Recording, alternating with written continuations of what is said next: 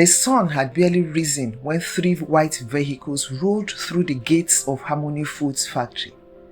For the first time in years, every worker stood in perfect silence. Chief Bako adjusted his expensive suit and forced a confident smile. "Welcome to Harmony Foods." The regional managing director shook his hand. "We're looking forward to seeing how the factory has been performing." The 2 independent auditors said nothing. They simply opened their notebooks. Anansi, dressed in his blue overall, quietly resumed stacking cartons. To everyone else, he was just another factory worker. But his web had already been woven. Welcome to the Afro Tales with Kemi, where African stories are told slowly, honestly, and with meaning. This channel is more than a show.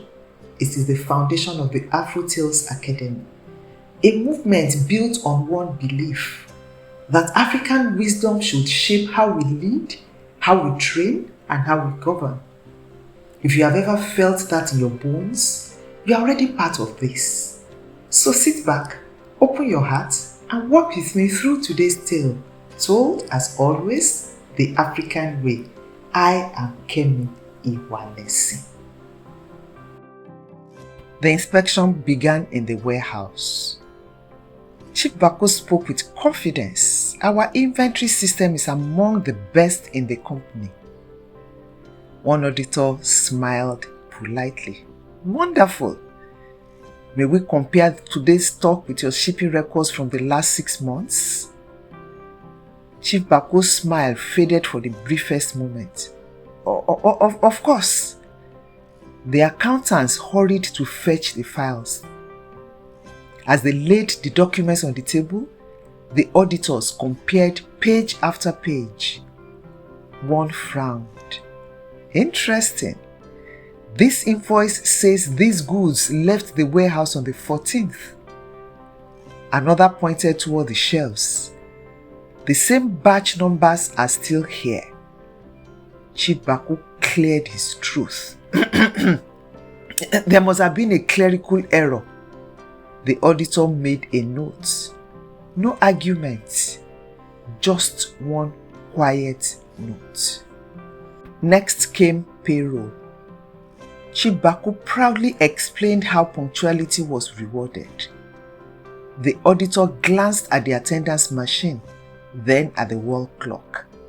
"Why are they showing different times?" The room fell silent. No one answered. Kojo lowered his head to hide a smile. 5 minutes. The same 5 minutes that has been stealing workers' wages for years. The auditor wrote another note. The inspection continued. Quality control, maintenance, fuel purchases, transport records. Each department revealed another small inconsistency. Nothing dramatic, just enough to make experienced auditors ask another question, and another, and another. A spider's web is not held together by one thread. Around noon, the lead auditor turned to Essie. "Do you keep handwritten inspection notes before typing your reports?" Chief Bako quickly answered, "Those are discarded." Essie looked at Anansi. He gave the slightest nod. She opened her locker. "I still have every notebook." She placed 4 years' worth of inspection books on the table. The auditors began comparing them with the official reports. Entire pages had vanished. Failed inspections had become approved inspections. Rejected products had somehow become excellent. The room grew colder. Chief Bako felt sweat running down his forehead.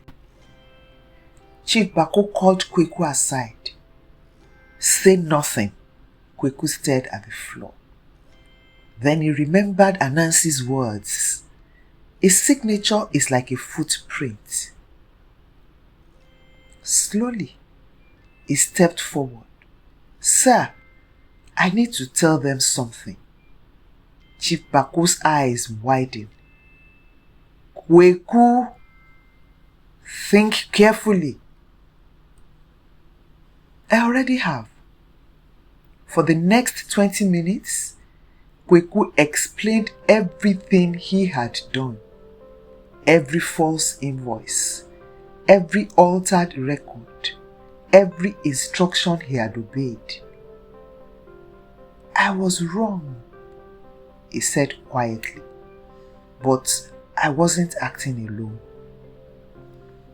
Chief Bako looked as though the ground had disappeared beneath him. Just then, Mama Adua entered carrying an old trolley. I believe these belong to the company. She uncovered 3 dusty boxes. The very records Chief Bako believed had been destroyed. The auditors opened them carefully. Inside were original inventory books from years earlier. The genuine figures, the genuine signatures, the genuine truth. The forged records no longer had anywhere to hide. Chief Bako tried one last desperate move. This is a conspiracy. These workers have planned this against me. The regional managing director folded his arms. Mr. Bako, no one forced you to sign these documents. No one forced you to alter payroll. No one forced you to approve fake deliveries. Every page bears your own signature. For the first time, Chief Bako had nothing to say. His own hand had written his downfall.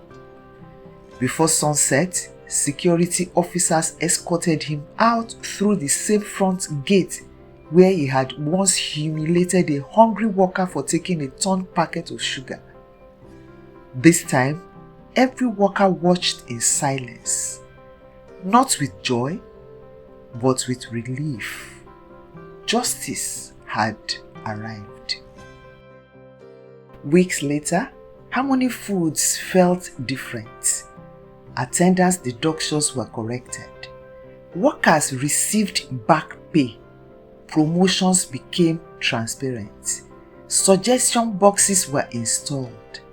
Managers were required to obtain multiple approvals before changing records. The atmosphere slowly changed from fear to trust. One morning, Kojo arrived looking for Anansi. His locker was empty. His uniform had been neatly folded. Only a small handwritten note remained. A spider does not stay to admire its web.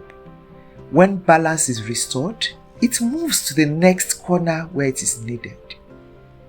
Take care of this place, Anansi. Nobody knew where he had gone. Some said he returned to his village. Others believed he had found another workplace where ordinary people had forgotten the power of wisdom. Mama Adua smiled whenever she heard the stories. You'll know Anansi has been somewhere, she would say. Not because he tells you, but because justice quietly begins to appear. And whenever new workers asked why a small spider had been painted on the wall beside the factory gate, the older workers simply smiled. It reminds us that strength is not always loud. Sometimes the smallest creature changes everything. A system built on fear survives only while people believe it cannot change. Wisdom sees what anger overlooks. Patience gathers what haste destroys. And when truth is woven carefully, those who build traps for others often become trapped by their own deceit. From that day on, whenever the workers saw a spider's web glistening in the morning sun, They remembered the quiet young man who never shouted, never fought, and never sought revenge. He simply understood one timeless truth. The strongest web is woven with wisdom, and the strongest victory is won without violence.